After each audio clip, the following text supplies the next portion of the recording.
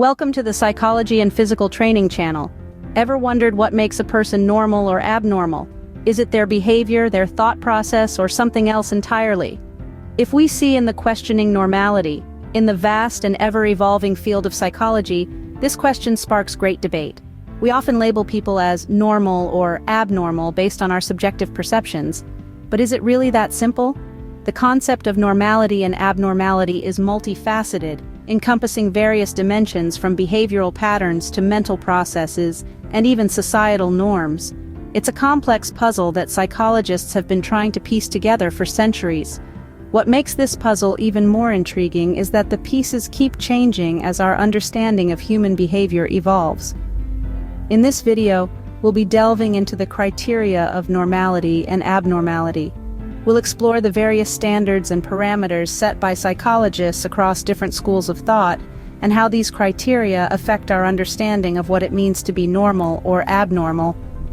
Join us as we explore the fascinating world of normality and abnormality. Now let us see criteria for normality. What does it mean to be normal? Is it about fitting into societal norms or something more? When we talk about normality, it's important to consider three key criteria: statistical frequency, cultural relativity, and functionality. Let's delve into these a bit more. Firstly, statistical frequency.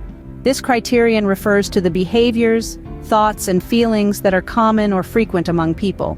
For instance, it's normal for most of us to have a fear of heights or spiders because a significant portion of the population also shares these fears. But remember, statistical frequency alone doesn't define normality. After all, it's also statistically frequent for people to experience anxiety or depression at some point in their lives, but these aren't considered normal states of being. Moving on to our second criterion, cultural relativity. What's considered normal in one culture may be seen as abnormal in another.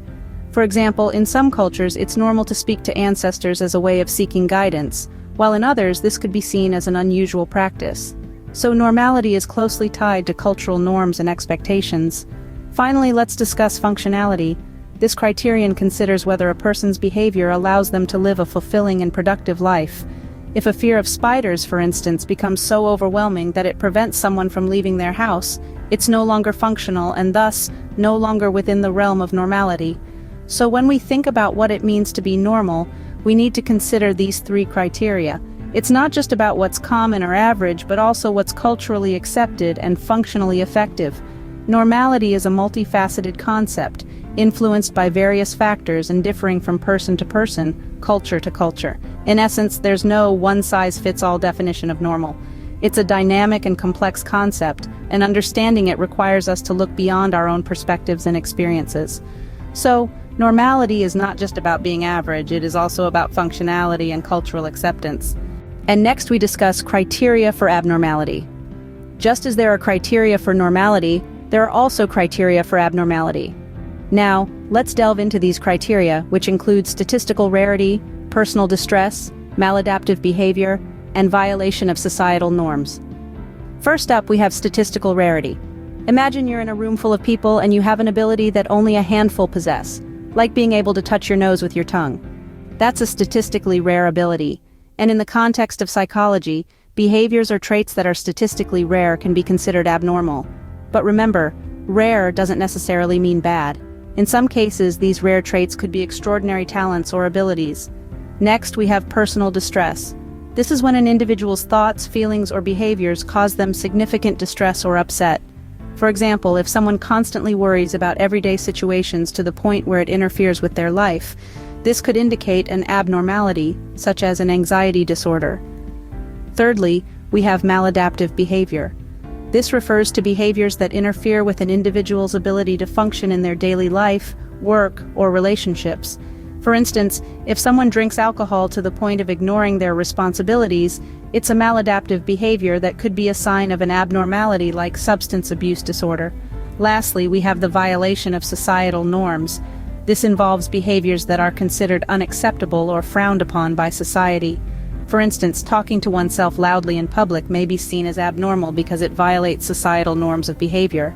However, it's crucial to remember that societal norms can vary greatly across different cultures, so what's considered abnormal in one culture may be normal in another. In conclusion, abnormality isn't a one-size-fits-all concept. It's a complex construct that can't be pinned down to a single definition. It's determined by a combination of statistical rarity, personal distress, maladaptive behavior, and violation of societal norms. Understanding abnormality, therefore, requires a multidimensional perspective. In the eclectic criteria, now that we understand the criteria for normality and abnormality, let's delve into the eclectic approach. This approach is a synthesis, a way of picking and choosing the most effective elements from various criteria to assess both normality and abnormality. This isn't about cherry-picking to suit our biases. It's about creating a more comprehensive, more nuanced understanding of human behavior. The eclectic criteria don't just look at one aspect of a person's behavior or mental state. Instead, it takes into account a variety of factors. It's an approach that acknowledges the complexity of human behavior and the many variables that can influence whether we label that behavior as normal or abnormal. Consider, for example, the role of culture. What's considered normal in one culture might be seen as abnormal in another. By incorporating cultural considerations into our criteria, we can avoid ethnocentrism and provide a more accurate and respectful assessment. Then there's the context. We all know that behavior appropriate in one situation may be completely out of place in another. The eclectic criteria take this into account, allowing for a more flexible understanding of normality and abnormality. And let's not forget about the individual's personal circumstances. Factors such as age, education, and personal history can all play a role in shaping behavior.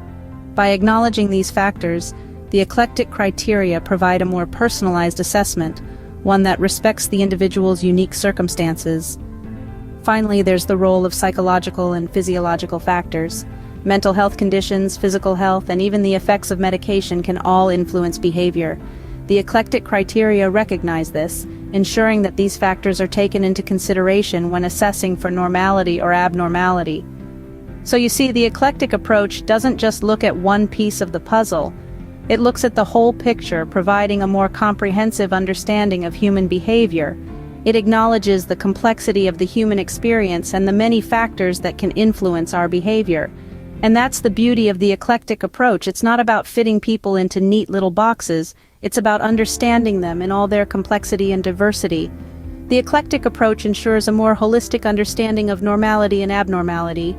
And next, coming to models of abnormal behavior, with the criteria set, let's now explore the various models that interpret abnormal behavior.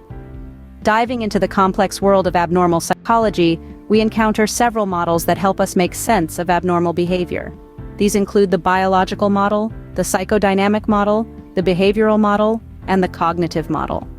Each of these models offers a unique perspective on abnormality, allowing us to understand the multifaceted nature of abnormal behavior. First, let's look at the biological model. This model suggests that abnormal behavior is caused by biological factors such as genetics, chemical imbalances in the brain, or even physical injuries. It's like looking at abnormal behavior through a microscope, focusing on the physical and chemical aspects that might be influencing a person's actions. Next, we have the psychodynamic model, which dives deep into the subconscious mind. This model, largely influenced by the work of Sigmund Freud, suggests that unresolved conflicts from our past, particularly from our childhood, can lead to abnormal behavior. It's like peering into a murky pool of water, trying to make out the shapes of the things that lurk beneath the surface. Moving on, we come to the behavioral model. This model proposes that abnormal behavior is learned through conditioning. In other words, our interactions with the environment shape our behavior. Think of it as a dance, where our actions and reactions are choreographed by the world around us. Lastly, we have the cognitive model, which focuses on our thought processes. This model suggests that abnormal behavior results from irrational and negative thinking patterns. It's like navigating a maze, where every twist and turn is dictated by the way we think.